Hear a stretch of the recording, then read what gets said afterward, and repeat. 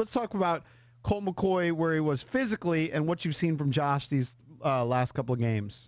Yeah, so Colt is probably going to be pushing. Like, I think if they had made the playoffs, Colt would have probably been ready. I don't know if he's going to be, or would have been ready this week, and I don't know if he is ready, if he's even going to be active. At this point, I think you get him to the offseason healthy. You don't even risk something happening and then him coming in and something happening to him.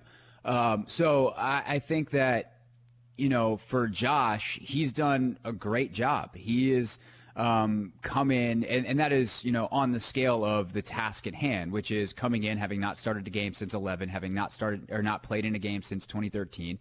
And he has made plays. He has not been perfect by any means. He has left quite a bit on the field in terms of the passing game, but often on those plays, he will run for good yardage and move the chains and get first downs. And he's been fairly judicious with the football. Obviously, made a mistake at the worst possible time, faced some pressure and threw a pick against Tennessee on Saturday as they're driving. But I don't particularly like how they handled that drive in general from a time management standpoint. That's a different discussion. But at the time, the way they chose to handle it, the game was in his hands, and he made a mistake that you can't make there because you're in. I think it was like 3rd and 3. You gotta consider that you only need a field goal range. Is what you're trying to get to, and you got 4 downs to get the 3 yards, and then you got to get another about 15 or so. So all in all, though, he made really good decisions, and I would.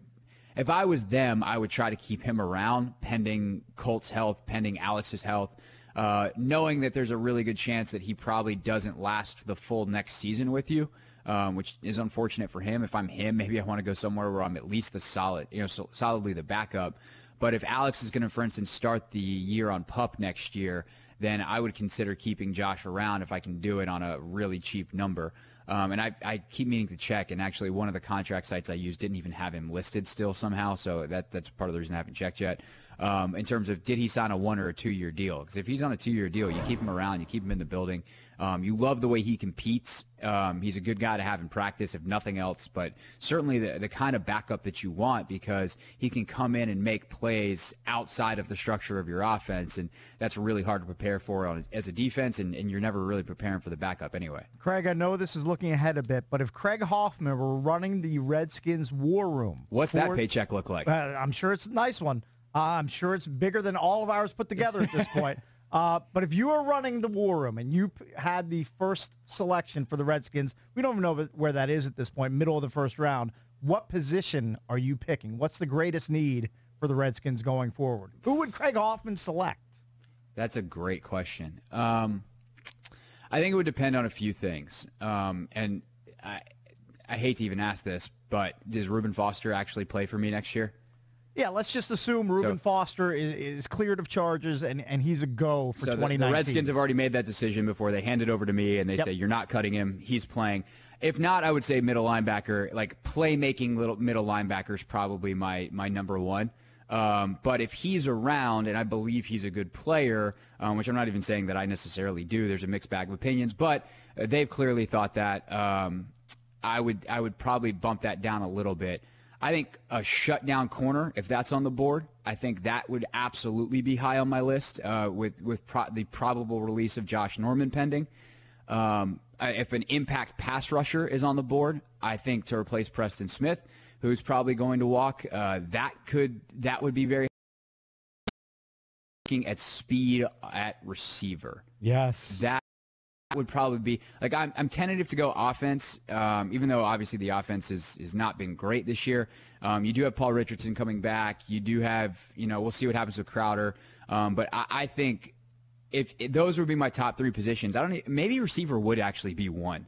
Well, by the way, quarterback you haven't mentioned. I think you need to prepare for the future. Yeah, but you have so much money tied up in it next year. I think like 2nd, 3rd round is the play for quarterback. Look, and also this quarterback crops is not very good. So I don't know that I'm wanting to spend a 1st round pick on a quarterback that's really risky.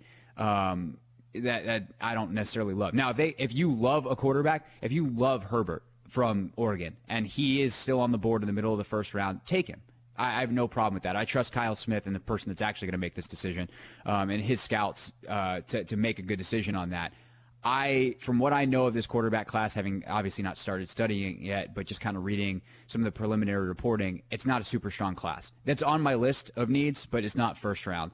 I would say speed at receiver, where I can get a guy the ball and he can run and make people miss and like get me actual yardage. That's probably number one, and then a shutdown corner type or a potential shutdown corner type, impact pass rusher, middle linebacker. Craig, real quick before you go, if there's a replay, and I don't think this is going to happen, but if there's a replay of the Giants home game this upcoming Sunday, and it's a bloodbath, say the Eagles beat the Redskins 41-10, and it's just an ugly scene in the stadium, would that cost Jay Gruden his job? I don't think so, but that is the only scenario in which I would consider it possible. Does that make sense? That makes sense. Okay. Cool.